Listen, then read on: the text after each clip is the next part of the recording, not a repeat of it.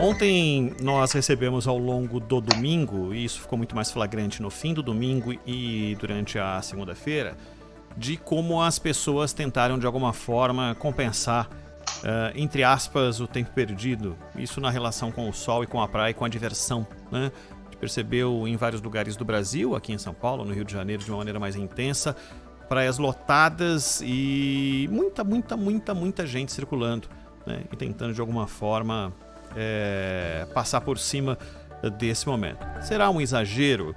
Será que as pessoas têm esse direito? Será que as pessoas desentenderam tudo o que está acontecendo no Brasil e no mundo? Nós vamos conversar com o infectologista e titular do Departamento de Moléstias Infecciosas e Parasitárias da Universidade de São Paulo, Dr. Esper Calas, quem a gente conversa com muito prazer aqui. Doutor, muito boa tarde, muito obrigado por estar conosco. Um prazer falar com vocês e a todo mundo que está acompanhando essa transmissão.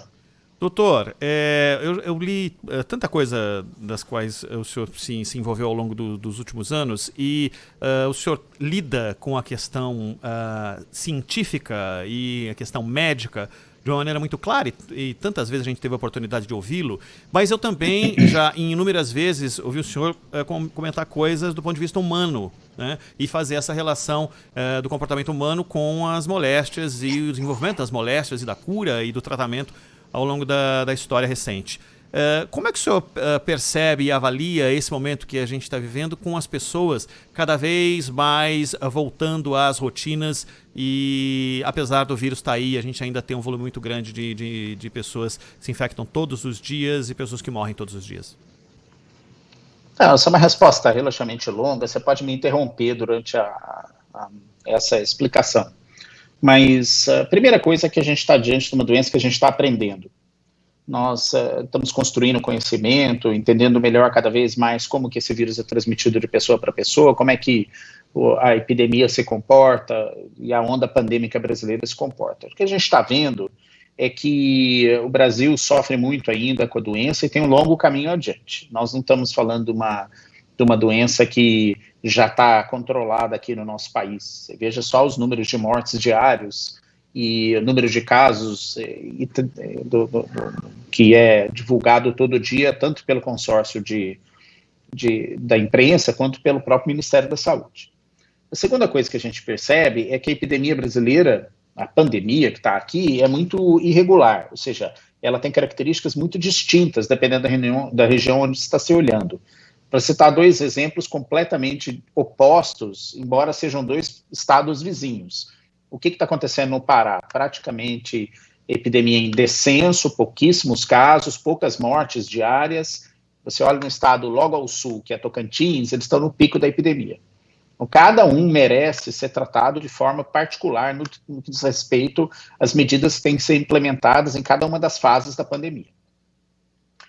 Agora, a percepção das pessoas sobre a pandemia é mutável. Ela vem desde o começo, partindo de uma coisa completamente incerta, depois um pânico com a chegada do vírus aqui no Brasil, depois o desenrolar da ascensão da pandemia, a chegada nas diferentes regiões, e depois, meses passados da introdução do vírus aqui no Brasil, nós estamos diante de uma situação onde as pessoas têm vários outros problemas, elas têm o problema econômico, o problema do isolamento, o problema psicológico, o problema da ansiedade, tudo isso relacionado a esse isolamento. Então, a gente analisar de uma forma simples, a gente vai errar. Você olha as fotos desse fim de semana, das praias do Rio e da Baixada Santista aqui no estado de São Paulo, cheia de gente, a primeira sensação que se tem é, as pessoas não estão dando mais bola. Mas assim, não adianta só falar isso, a gente tem que entender por que isso vem acontecendo ao longo dessa pandemia, tentar identificar quais são as causas desse tipo de comportamento, o que aconteceu para as pessoas irem abandonando progressivamente o isolamento e como isso vai repercutir no avançar da epidemia nos meses que temos adiante. Doutor, o senhor percebe uma diferença de análise, ou é natural que seja assim? Porque o transporte público em São Paulo esteve cheio, até porque houve redução do volume na oferta, né, do transporte público durante um tempo, esteve cheio sempre, com o retorno aos poucos das pessoas ao trabalho, às atividades. Essa situação só foi voltando à normalidade, que já era de excesso de pessoas, mas será que é a repetição que faz a gente minimizar o tamanho diferenciar as coisas? Então é a repetição do fato. Como a gente vê todos os dias os ônibus lotados, a gente não liga tanto como liga a partir do primeiro dia em que você percebe todas as praias lotadas numa tarde de sol? Claro. Vamos fazer o seguinte paralelo. Você olha numa pandemia que temos 1.000 mortes por dia aqui no Brasil, pouco menos talvez agora. Nós temos acumulados, passando de 130 mil mortes, eu não sei qual que é o último número divulgado, mas é alguma coisa ao redor disso. Muito bem. Vamos fazer um paralelo com a gripe, que é uma doença também respiratória, transmitida de uma forma muito parecida. Nós temos projetado para o Brasil cerca de 18 a 20 mil mortes por ano. Agora, quando que se falou sobre isso aqui recentemente, nos anos aqui da abordagem, tanto da imprensa, da grande mídia, como do Ministério da Saúde, etc., quase nada. Ou seja, a forma como que esses conhecimentos, essas percepções penetram na população é muito ditada pelo momento, pelo que está se passando naquele momento, como é que a gente está reagindo àquela coisa e qual que é a premissa dessa situação. No caso da pandemia, não há dúvida nenhuma, a gente estava diante de uma coisa completamente inesperada e veja como que era a reação das pessoas em março, quando começaram a aparecer os casos no Brasil. Apareceu a primeira morte aqui no país, foi motivo de grande repercussão na imprensa, como poucas vezes se viu. Hoje nós estamos diante de 1.000 mortes por dia e começa a se discutir, será que vale a pena voltar, mas isso já estamos caindo, etc. A percepção que a população tem, e a mídia de uma forma geral, as autoridades de uma forma geral, e a comunidade na qual a gente vive, vai mudando ao longo do tempo. Então, na minha opinião, tem 3 níveis dessa percepção. A primeira delas é o que é ditado pelas diretrizes, pelas normas, pelas leis e pelas recomendações públicas. Então, isso seria uma visão macro. Chega a determinação, você tem que ficar em casa, você tem que usar máscara, você tem que manter isolamento, distanciamento. E isso é uma coisa que vem de cima para baixo, que tem uma interferência talvez a mais importante que existe no comportamento das pessoas. O segundo nível seria um nível médio, onde as pessoas veem os seus pares, ou seja, aquele que está do seu lado, membros da família, amigos, colegas de trabalho, como que eles estão reagindo. Se todo mundo reage de uma forma mais intensa, ou se não, por exemplo, todo mundo está com medo de sair na rua, você vai ficar com mais medo. Se as pessoas começam a relaxar, você diminui. É o exemplo ali do seu lado. E o terceiro nível é o que a pessoa percebe de si própria. Quer dizer, até que ponto ele vai admitir esse risco.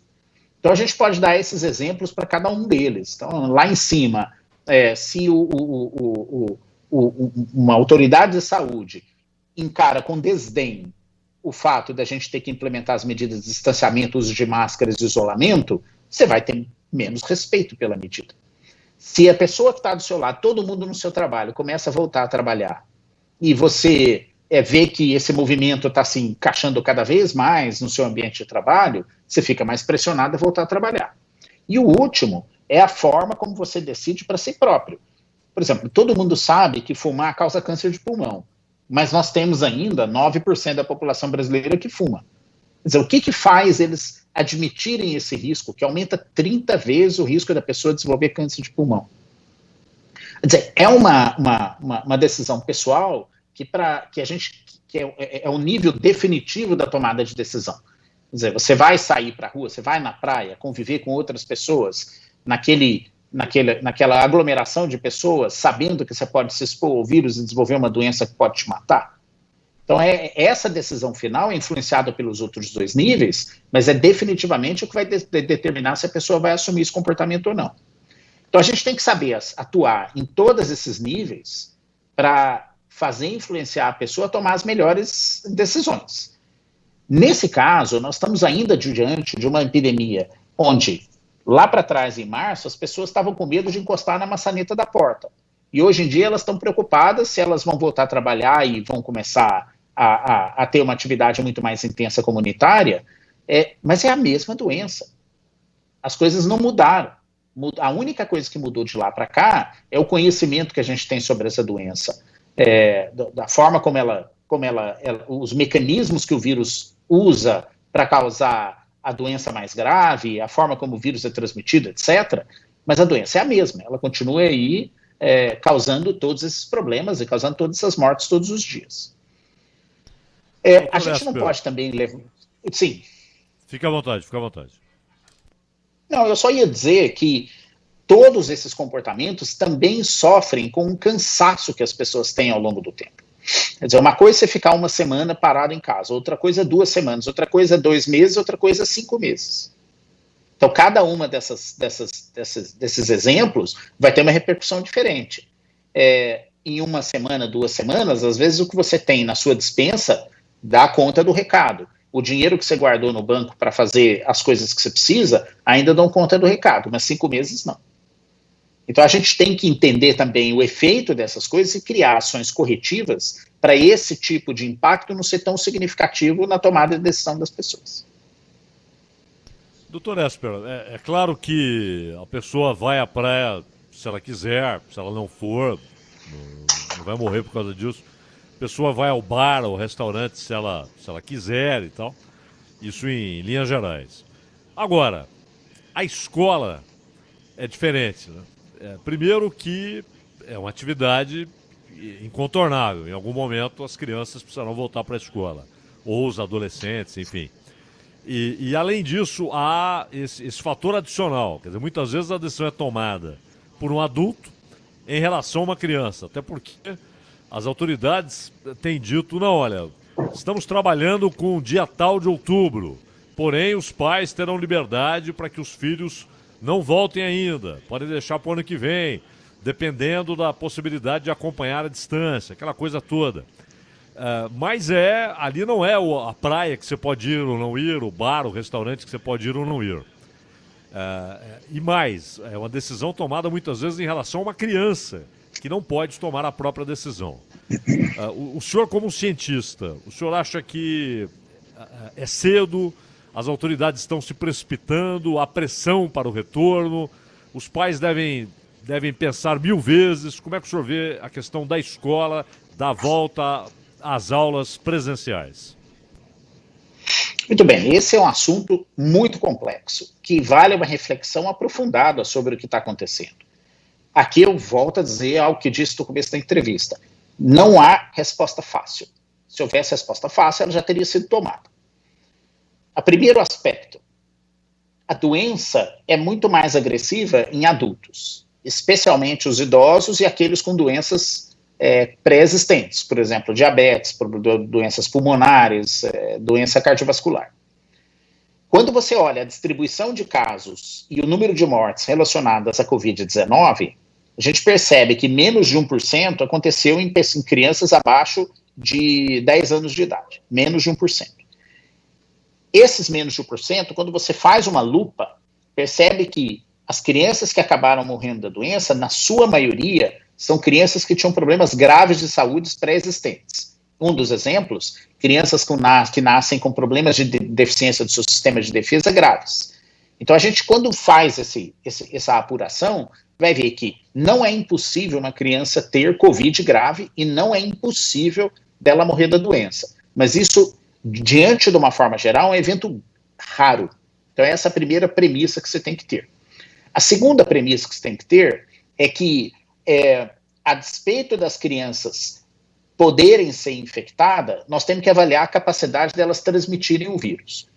Até agora, há dados conflitantes publicados, mas há uma tendência de se demonstrar que as crianças muito pequenas têm uma capacidade de transmissão menor. O que isso representa dentro da cadeia de transmissão do vírus dentro da nossa população merece ainda ser esclarecido, mas em vários lugares há a observação de que muito provavelmente o ensino fundamental teria um impacto através das crianças, que eu estou dizendo aqui, relativamente pequeno na cadeia de transmissão do vírus na nossa sociedade. Ponto. Então esse é o aspecto biológico em relação às crianças. No aspecto da transmissão, criança pode ser vetor de transmissão? A resposta é sim. A gente já tem demonstrações disso, que crianças podem se infectar, elas podem eliminar o vírus, embora com essas ressalvas que eu fiz, a gente nunca pode dizer que crianças não podem ser veículos de transmissão. Muito bem. Então, vamos colocar isso do lado desse nosso raciocínio. Vamos para o outro lado do raciocínio. Nós temos uma situação de fragilidade com as escolas paradas? A resposta é sim. Então, eu vou fazer um comentário de uma coisa que eu entendo pouco, mas eu aprendi isso com os nossos os especialistas em pedagogia, em ensino, em conhecimento, em aprendizado infantil. Eles dizem para a gente, e aliás, numa reunião foram bem enfáticos nisso, em dizer que o período de suspensão da aula tem um impacto muito significativo no aprendizado das crianças. E eles trazem dados sugerindo que muitas vezes esse impacto é significativo o suficiente para ter uma repercussão prolongada na curva de aprendizado infantil. Então esse é o primeiro ponto que a gente também tem que levar em consideração. O segundo ponto que a gente tem que levar em consideração é que muitas dessas crianças estão em casa sem oportunidade de outra forma de aprendizado. E essa deficiência, ela vai se concentrar principalmente nas crianças mais desfavorecidas. Quanto mais básico, quanto mais desfavorecido é o nível social daquela família onde a criança está inserida, maior a dificuldade que ela tem de ter acesso a ensino fora da escola, educação à distância, acesso à internet, livros em casa onde ela pode estudar. Terceira coisa é que nós temos também um contingente dessas crianças que vivem em situação social de risco social, desfavorecidas. Elas vão ser submetidas à exposição dentro de casa à violência infantil, elas podem estar no entorno de onde essas pessoas vivem expostas à violência social, que são coisas importantes que interferem dentro do impacto que essa suspensão de aula pode ter. E isso, outra vez, como o exemplo anterior, é muito mais aprofundado quanto mais desfavorecida for a inserção social daquela família. Então, tudo isso posto, a gente tem que entender que o retorno às aulas, especialmente para esse segmento mais desfavorecido, tem que ser algo que tem que ser debatido. Ou, se não, mitigar os problemas dessa suspensão a longo prazo que a gente está vivendo. Como que a gente vai fazer chegar nessas crianças uma forma de compensar tudo isso? Tanto a mazela social, quanto a mazela de aprendizado. Então, a gente tem que entender essa matemática para encontrar a melhor forma de achar uma solução para isso. É aceitável a gente parar o ensino esse ano e deixar para o ano que vem? Eu acho que é uma das potenciais soluções. Mas, evidentemente, que ela tem riscos e benefícios. O benefício é que é uma forma relativamente simples de se resolver o problema. As crianças não saem mais de casa, ficam em casa. Quer dizer, elas não vão participar do ensino mais até o final desse ano. Agora, qual que é a complexidade? É tudo isso que eu falei. Quer dizer, nós vamos ter esse impacto todo. E aqui há um paradoxo que a gente tem visto que muitas das atividades, inclusive algumas delas que envolvem crianças, já foram retomadas. A gente está vendo aqui as praias abertas durante o fim de semana. Não tem criança ali? É claro que tem. Os parques já estão começando a ser abertos. Tem criança lá? Não. É claro que tem. As escolas vão ter crianças. Nós estamos falando de, então, uma coisa um ponto que, na minha opinião, deveria ser um dos pontos fundamentais da discussão para saber como que a gente faz essa retomada.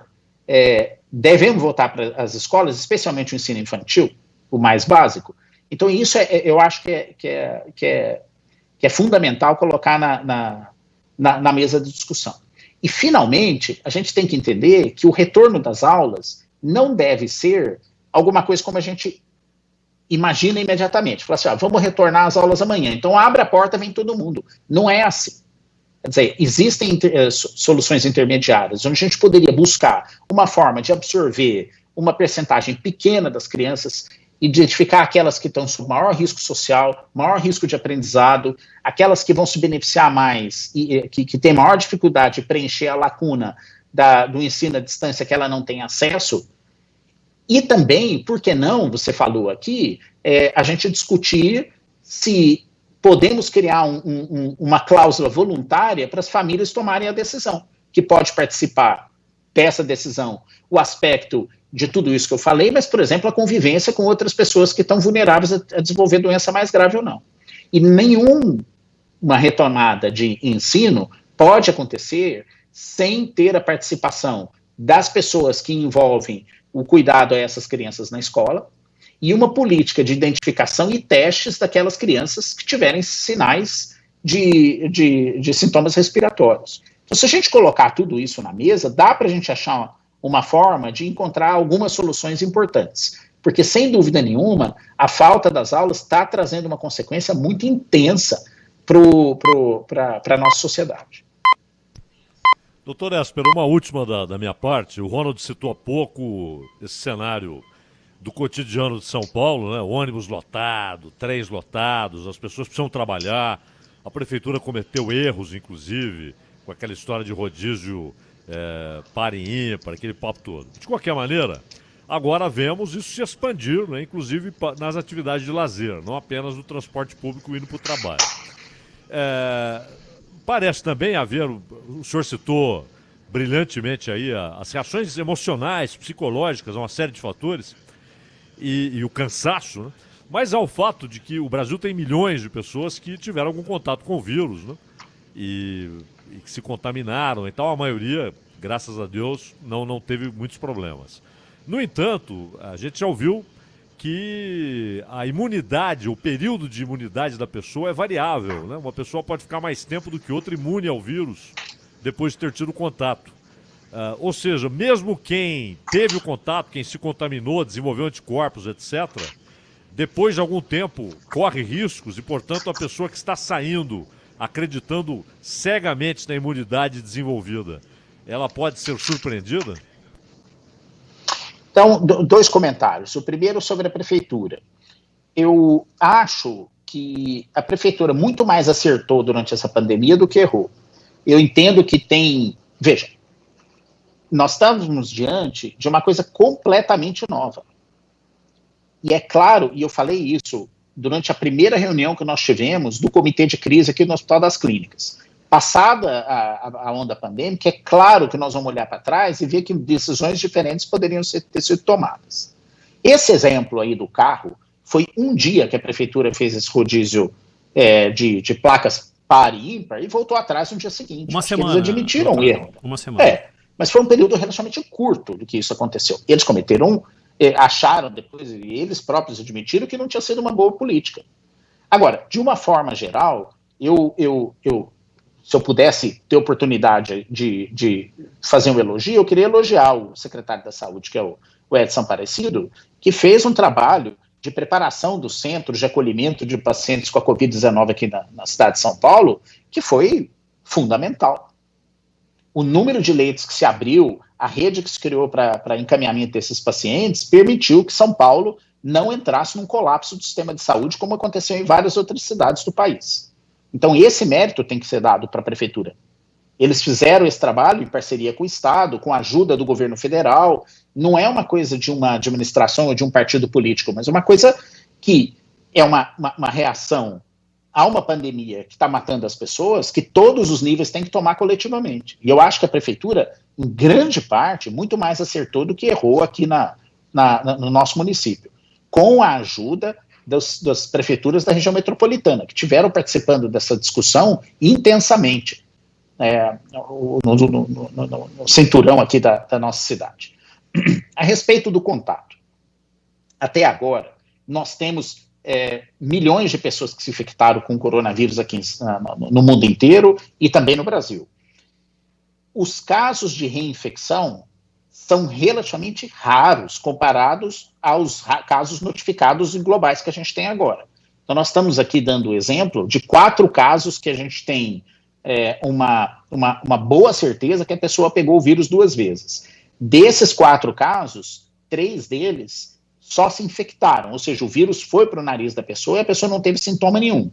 Na semana passada, fim de semana passada, Estados Unidos notificou o primeiro caso de uma pessoa que teve Covid lá para trás, infecção confirmada, e aqui pegou Covid de novo, mas com sintomas. Então, veja, nós temos um caso.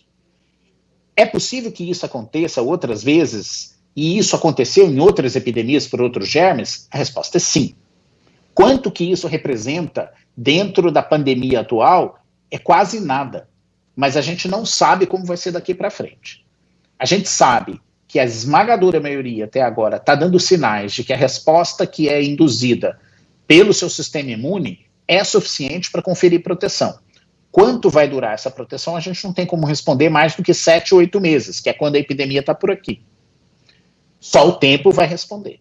Se a gente se espelhar em outras doenças que causam doenças virais parecida com a Covid-19, a regra geral é que as pessoas carregam uma imunidade duradoura. Mas, infelizmente, essa conclusão tem que ser individual para cada vírus. Para os outros coronavírus, que não causam doença tão grave como a Covid-19, há casos de reinfecção, mas, outra vez, todas as reinfecções notificadas até agora são associadas à ausência de sintomas. Então, eu tendo muito mais a acreditar que a imunidade induzida pelo vírus, depois que a pessoa se infecta pela primeira vez, quer seja com sintomas da doença, quer seja sem sintomas da doença, repercute na pessoa ficar protegida. Agora, o tempo só que vai afirmar isso para a gente mais para frente. Desculpa pela resposta tão longa, mas é um assunto tão complexo que a gente está aprendendo, e ele vai acabar sendo revisado na medida que o conhecimento vai se acumulando. E precisaremos de outras oportunidades para voltar a falar com o senhor, Dr. Esper Calas, porque tem inúmeros outros pontos, passaremos a tarde inteira aqui falando com o senhor. Esper Calas, infectologista e titular do Departamento de Moléstias Infecciosas e Parasitárias da Universidade de São Paulo. Dr. Esper, muito obrigado pela atenção com a Rádio Bandeirantes. Até uma próxima oportunidade. É um prazer falar com vocês.